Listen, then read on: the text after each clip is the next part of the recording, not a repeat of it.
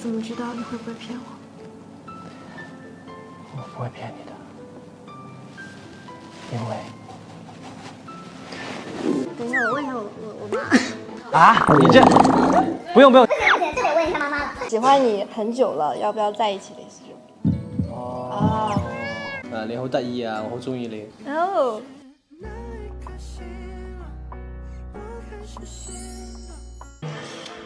哇，人生尽头。有救吗？你这是在救我？你在等一起说什么？对。夜色尚浅，对，夜色尚浅。在本次采访中，你们将完全遵循本心，不刻意隐瞒，不夸大其词，承诺回答的所有问题都真实无误，能够保证吗？我保证，如有撒谎，我将1年不喝咖啡。我保证，如有撒谎，我将3年不吃芝士蛋糕。用剧中角色的方式介绍一下你旁边的人。这位是上官浅，有罗玉小饰演。好，3、2、1。我的灰毛。这位是宫上角，在宫家是，宫商角徵羽排第2，所以叫宫2先生。那你们觉得就是比如说小小和上官浅最不像的点和最像的点分别是什么？最不像的点是全都不像，感觉很反差，所以你会知道我就是为什么第一次看你演上官浅的时候会那么的惊讶，就是觉得怎么演的这么脱离本人的，而且演的那么好。像的话是就没想到什么他像上官浅的地方，就是一样聪明。我刚发过誓了，所以我不能撒谎。他跟宫上角最像最不像？他也像的就是责任感和对工作这方面，就是对外务的认真吧。对，不像的点就很多，就他还是一个会表达情绪，然后比较敏感，然后就是说好的情绪，就是会把我知道我的意思是说，我在之前采访都说我跟宫上角像的地方是我们都不善于表达情绪。这单彩跟双彩是2个人。他是慢热型的，他不是随时都是表达情绪。对，就是跟我们朋友之间他会。就是我不会去主动的表达自己一些非常深层的情绪，就是熟了的话，我会有郁闷啊，或者今天有什么开心的事啊，还是会说。我跟宫上角像的原因是我不会把最深层的那种痛啊或者什么东西随便拿出来说这种。你俩现在动作一模一样。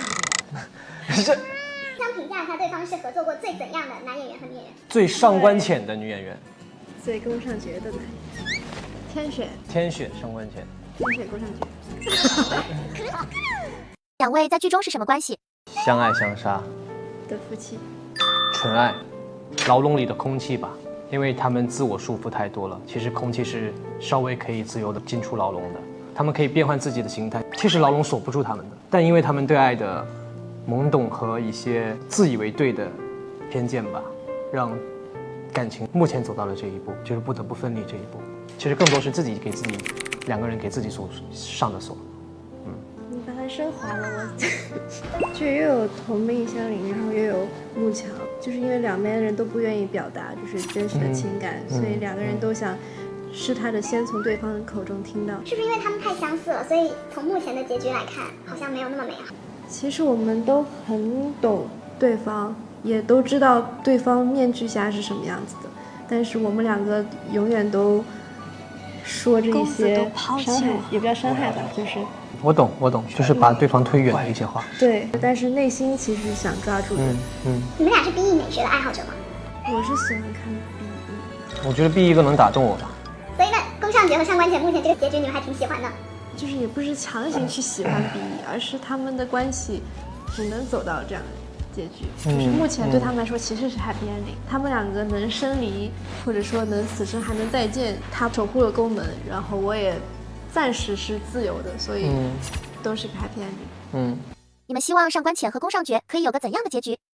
可能宫上角借着那个任何的事物，然后他们会去看我一眼，去假装不在意的找到了他，然后跟他一起就是完成了推翻吴峰的愿想，对，然后接回了宫门，为爱搁浅，又在宫门相遇了。这里拍一整部剧。孩子们的故事。这一辈儿还没有讲清楚呢，你对孩子们的故事。网上有非常多观众针对夜色尚浅发表了精彩的解读，你们有没有什么印象深刻的解读？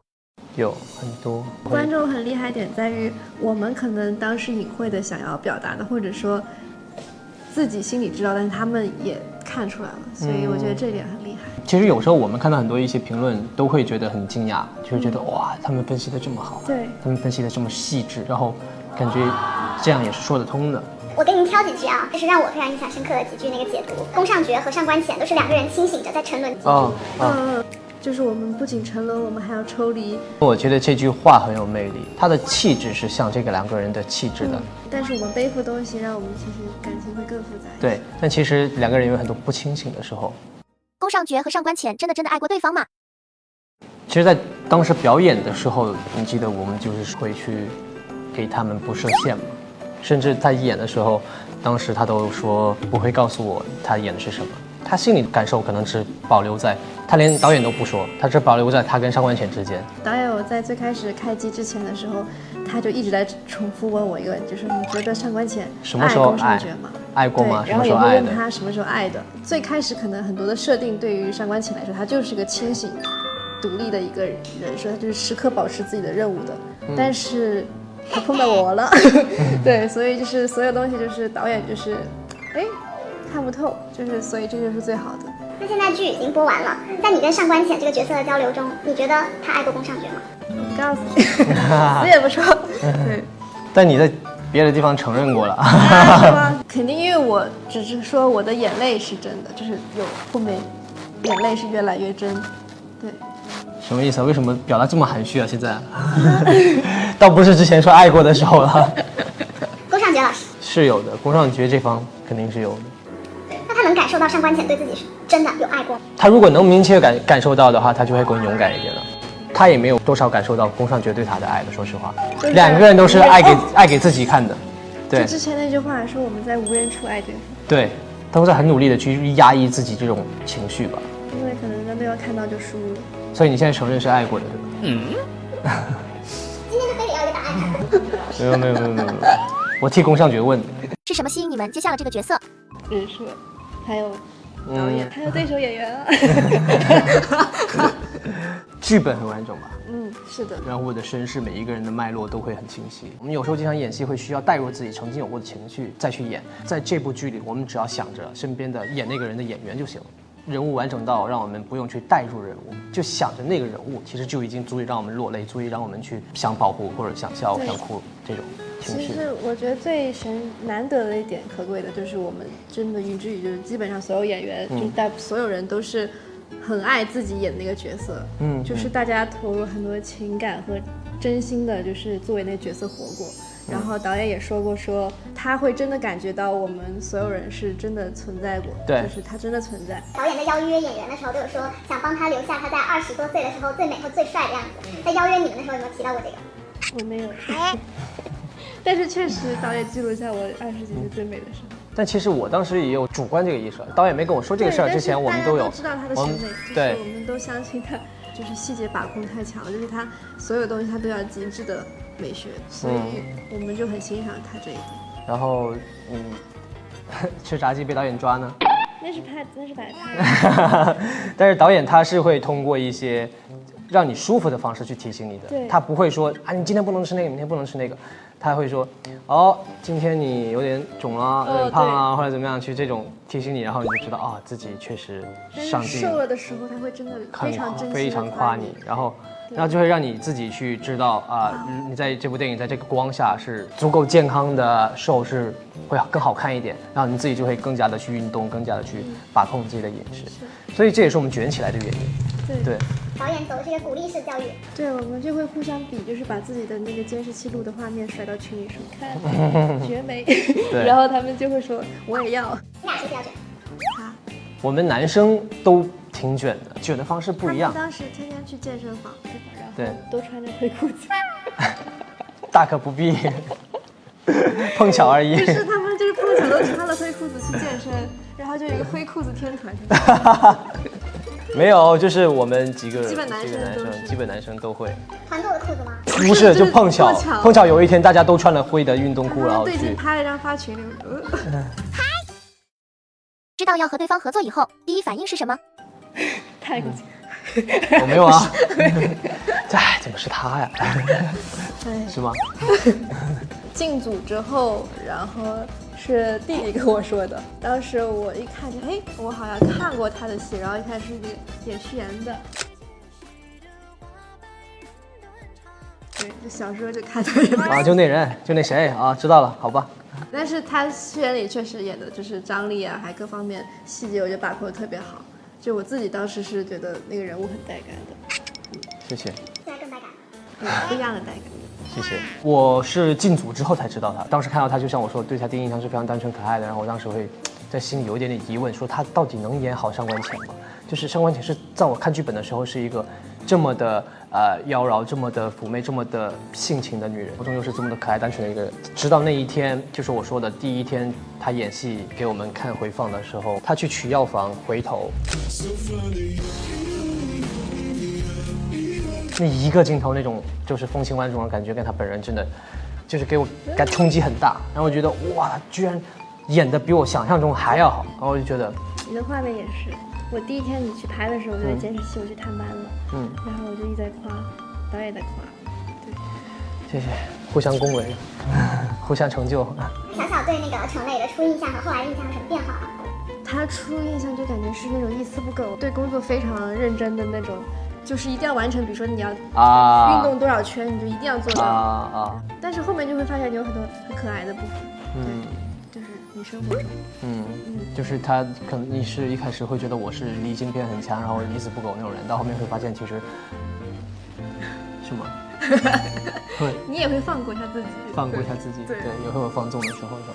什么时候放纵自己？吃炸鸡，对。对，但他肯定是就是他算好的，他比如说今天我做了多少运动，然后我才吃一个炸鸡，就他自己也算好。但是有时候就是反差的东西，包括他有时候会害羞，或者说有时候会就是想到一些很就是冷笑话。对。那他有没有在剧组偷吃被导演抓住过？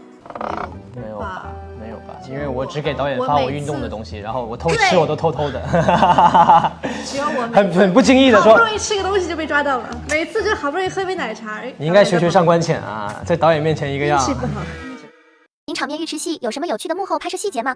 当时其实我浴室戏的时候，我本来是没有要下去的，就是本来那个剧本里可能只写到宫上觉说这个浴池有疗伤养肤的功效，你要不要试一试？这个温泉有疗伤养肤的功效。对，然后就切镜头了，切了2只鱼在游动，虽然很短啊，这个是，但是我们已经争取了，就原本是没有鱼2个人这一段的。对，后来当时就是在导演家还是什么时候，他们大家都开玩笑说为啥上官浅不下去什么的，后来导演就说啊下水，就开玩笑的那种，然后说什么要搞那种室外的，然后很冷的那种，然后让我下水。后来就开玩笑以为是，结果快拍的前几天就跟我说到时候要下水好吧，然后我说好。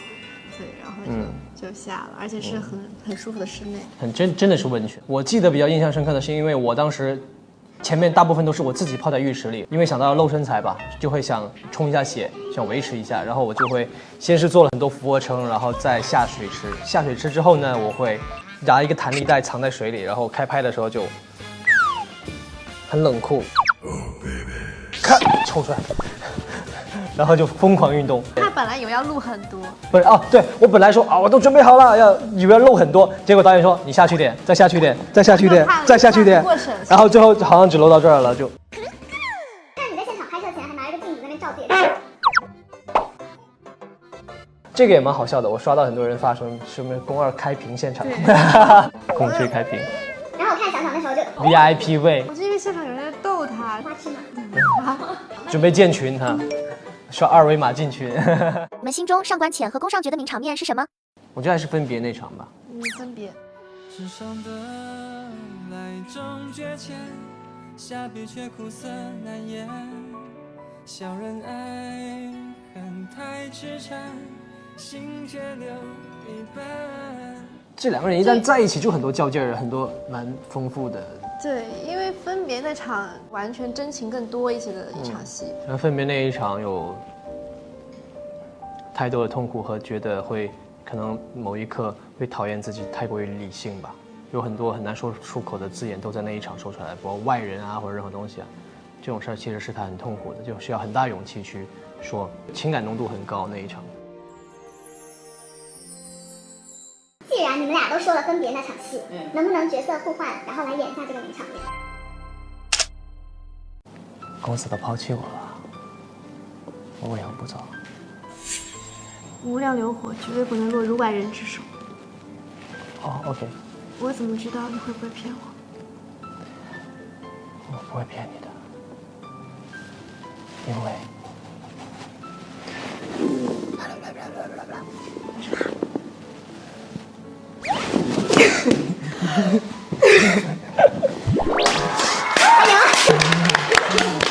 两位知道宫上角和上官浅的 CP 名是什么吗？你在等一起说什么？对。夜色尚浅。对，夜色尚浅。那你们觉得除了角色名之外，还可以怎么去解读夜色尚浅这个名字呢？夜色尚浅，天微微暗，就是微微有心动。所有东西，像上官浅的这个浅字也是，就是很多都是浅浅的，就是浅浅的爱过一下。就是缘分也是浅浅的。你来说吧。你说的挺好的呀。两个人所有东西都是在轻轻的触破那个墨池水面，就是没有深入进去，但是又很深刻。我觉得分两个去看吧，因为夜色可以代表两种东西吧。有观众这么去分析的是说，因为我们两个人都是在只有对方看不见的时候才敢去表达爱意嘛，所以夜色尚浅，现在还没有到深夜，所以还没有到天完全黑下来，能够让我足够大胆的去放下防备爱你的时候，所以我们只能用这种方式去爱对方，所以是夜色尚浅。夜色尚浅，如果夜色代表了终结，代表了结束的话，那现在还来得及，我们趁着最后一点黄昏去相爱，在束缚下竭尽对方所能的去爱对方。在天亮之前，虽然看起来很浅很浅，但是在夜色来之前，就尽最后一点能力去爱吧。我觉得这两种方式去解释夜色尚浅吧。以你们自己的身份去对宫上角和上官浅分别说一句话。希望浅浅的沐浴在阳光下，懂得爱人与被爱。没有什么想对宫上角说的吗？哦，对，对外号角说。你知道你的外号叫九九吗？你跟他说。希望把身上的担子放轻一点。对，然后执念也轻一点，敢爱敢恨吧，就是想要什么就去抓住它。好。如果是我的话，我应该会对上官浅和宫上角把他们拉到一起说，然后我作为一个观众去告诉他，其实他在什么时候爱过你，其实你在什么时候爱过他，你们求求你们不要这样了，就是作为合作吧。对，我可能会作为一个观众去给他们讲讲，你们到底背后为自己做了什么。结共开会，对。两位私下是怎么称呼对方的呢？我会蕾丝果，对，蕾丝锅，蕾丝锅，然后我会叫他小小。你有叫过他小泥娃吗？我没有。你知道这个外号吗？我知道。哎，你怎么知道？谁提了？告诉我的。小泥娃是左叶叫的。对，因为我还是老纪叫的。都叫，好像是最开始是老纪叫的，对，然后后来他们都叫我小妞儿。我没有。为什么大家都在叫你们叫这个外号？因为她在武训的时候就很像一个泥地里打滚的小女孩，就是大家会觉得她没有那么多的包袱，然后也不怕脏，也不怕说地板很多尘什么东西，就挽着一只裤脚，放着一只裤脚，然后在地上打滚，就这种，就跟大家一起玩，我觉得蛮好的，所以是一种爱称啊，是大家对她的一种。但我好像比较少。爱叫了，对，我会叫她，对 Irene 或者叫小小。还记得你们俩加上微信是谁先发出申请？我申请。他申请的，我加。我叫他。对，我先亮出马。怎样的环境下？就是他请我跟弟弟吃饭，吃广东菜，然后聊天，然后到走的时候加的微信。对。然后我看有一小段花絮里，就是你们在做棉花糖嘛，然后你叫他小朋友，你叫他叔叔。好了，小朋友。拿着吧。谢谢叔叔。也谢谢你哦。对，不好意思。没有什么不好意思呀。因为我当时想的就是他是就是游乐园里面，就是我们脑中都已经有个画面，就他叫我小朋友，但是就觉得他是那个游乐园给小朋友卖糖的叔叔，所以我叫他。你看，其实我们能懂对方的点，就是我当时就我们俩在短短的1秒钟之内就已经设定了好一个场景了，就是我想象的是我是在街边一个卖棉花糖的老伯或者哥哥或者什么样的，就是我就会说给放学的小孩，我说啊小朋友你的棉花糖好了，我设定的是这个，可能我俩设定的场景不一样，但是我俩都在可能1-2秒内设定了一个场景才会说出这样的话。对，然后对就网友全开始叫他叔叔了。对他可能网友就以为哦他们就是私底下都会叫叔叔小朋友，我说不会吧，超级加倍了。两位有什么想尝试的2大题材吗？是公路文吧？我可能辞职了，然后要去探险，然后我遇到了沙尘暴，我就是所有的都不见了，然后徒步了几天。这是我前2天看了一个电影，然后我就遇到了在就是荒野里支了一个小屋的他。我在一个荒漠中已经其实比他逃离现实更久了，然后就已经建好一个木屋，已经建好一个小的生态环境。当他来了敲我门，快没有水，已经快窒息的时候，他出现了。看似是我带他一起逃离生活了，我让他感受到脱离现实的美好了，但其实最后是他让我感受到接受现实的必要和美好了。就是最后2个人都是在野外了解对方之后，相识没有那么多世俗干扰的情况下，了解过最本真的彼此之后，2个人一起应对新的环境，回到了城市中，然后最后惊喜的发现，原来2个人是邻居。哦，可以，还有什么设定？够了吧？你还让不让编剧写了？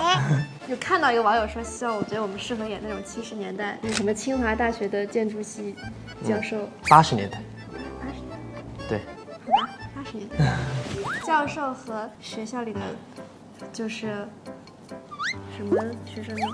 怎么你不能是建筑系的学生吗？我是建筑系的学生啊，然后呢？但是我的设定是什么样？差生，我差生也能进清华。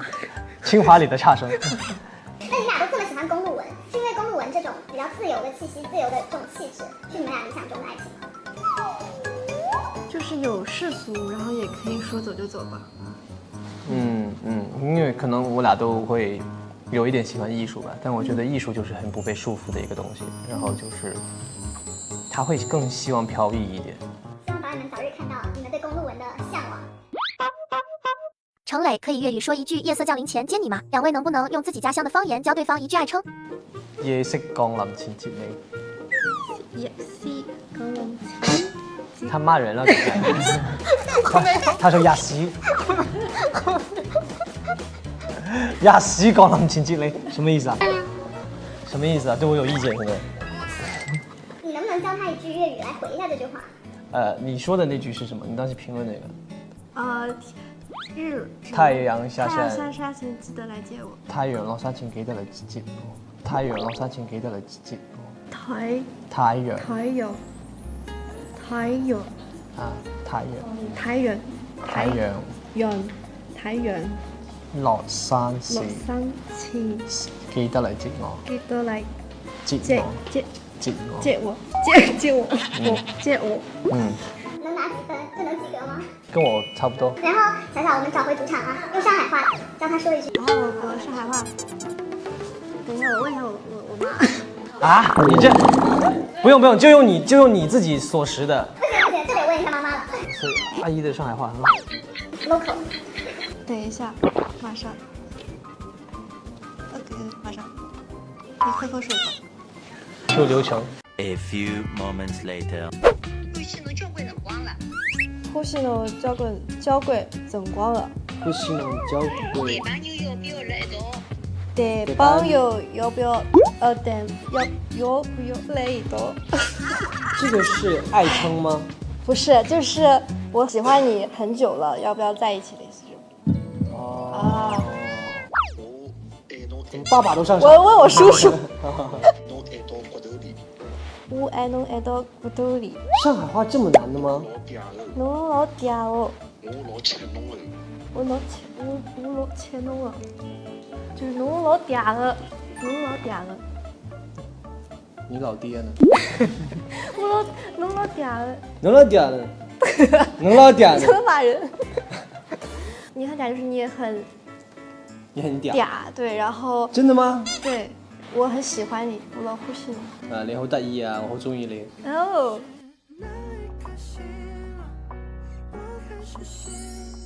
聽听说两位现实生活中都养了猫，有交流过养猫心得吗？猫猫叫什么？它是一个小说中的一个人的名字，我最喜欢的一个小说里面的名字。我的猫猫就比较多了，就是有8只吧，果果、兔兔、菲比、朵朵、麦麦、冰冰，还有东东。哦，东东，为什么会有东东？东东是朵朵的丈夫，然后为什么叫东东？他像冬瓜。哦，还有一个憨憨，憨，对，有交流，有聊猫。我跟他家猫玩过，我也对他家玩过猫。对，你最喜欢那个小小的哪只猫？果果，我喜欢果果那个眼神，就果果眼神。果果很搞笑，就是他能听懂人话，有些反应就是像人类一样，就果子哥是很高冷，很有个性的一个。他其实有点像宫上角。对，然后网上有人截图了，对，说我的猫跟你很像。我想说像不是长得像，但果子哥也很帅啊。但是我想说的是，因为我们家猫是经常给它买任何东西，它都爱答不理那些东西，它就喜欢玩一些原生的东西，很给我面子。果子哥是那种，就是听说是那种。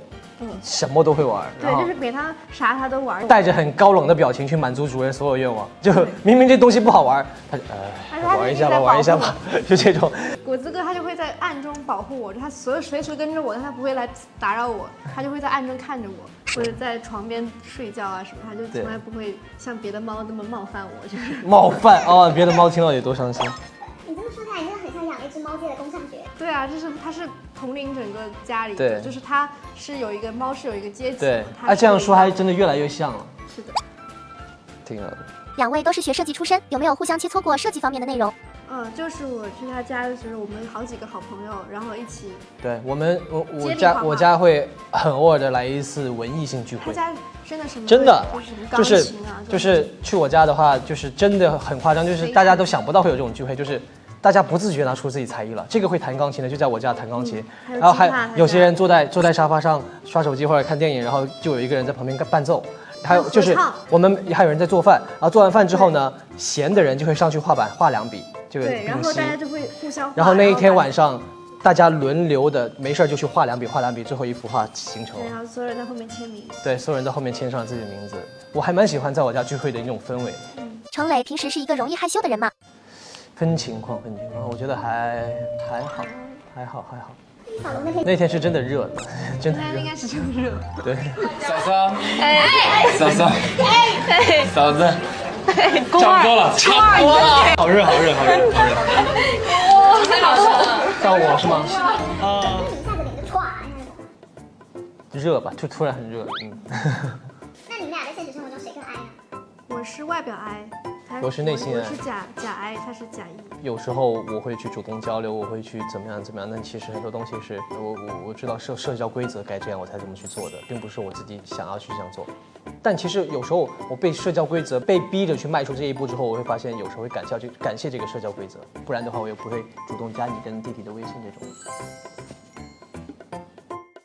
但是和所有爱人在一起，我就会变成一王。就爱人多的时候，我就哈哈，就是我是爱人之王了，现在我就可以放飞自我了。默契讨厌1，观看夜色尚浅，100万剪辑视频。那我出场，这场你的出场戏。认为你是宫本年轻一代当中狐狸和谋略。这给你装上的。哇，人生镜头。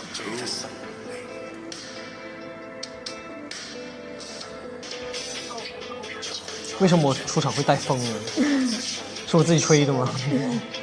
在我眼里，是宫上角色来吹。自有4个当时认的。原来是贡丹呐。你很了解我。哇！原来你的目标是宫上角。我的任务是接近宫上角，别人加入协定中就能对自己。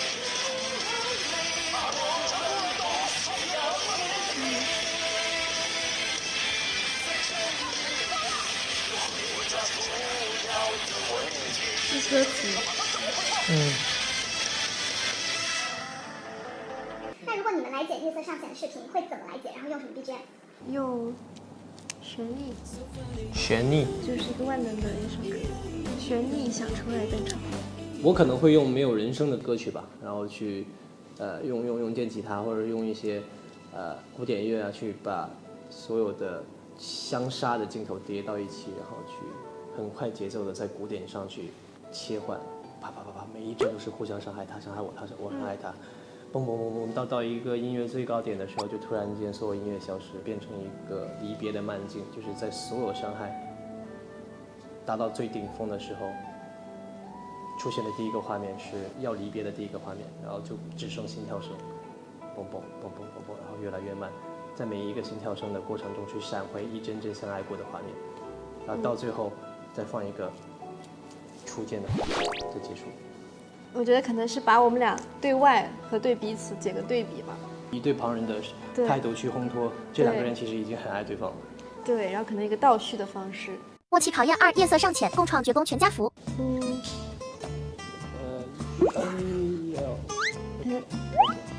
你们俩平时会画多吗？会持续画。我看那个小小店刚发的那个 Q 版的云之羽，那幅画画了多久？2个小时。你画你吧。用这个来画装饰吧，那我就都用粉丝笔来画一个。你的头比我大。客观现实啊。我学你画，不要学。哎呦，我不应该画成这样吧？有点像个僵尸。戴眼镜的工程师，现在又像个瞎子。还得画个弟弟。你能救吗？有救吗？你这是在救我，摇滚绝公子。还有弟弟。对啊，弟弟在干嘛？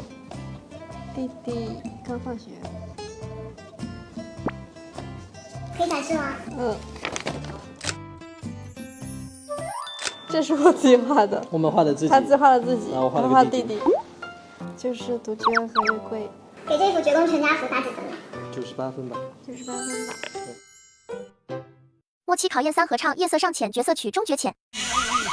你说月桂上浓，情丝难抵眉间雪。我说神灵盼是一朝忽星月。笔墨最难书写，情字切，为萤火甘愿做浓夜。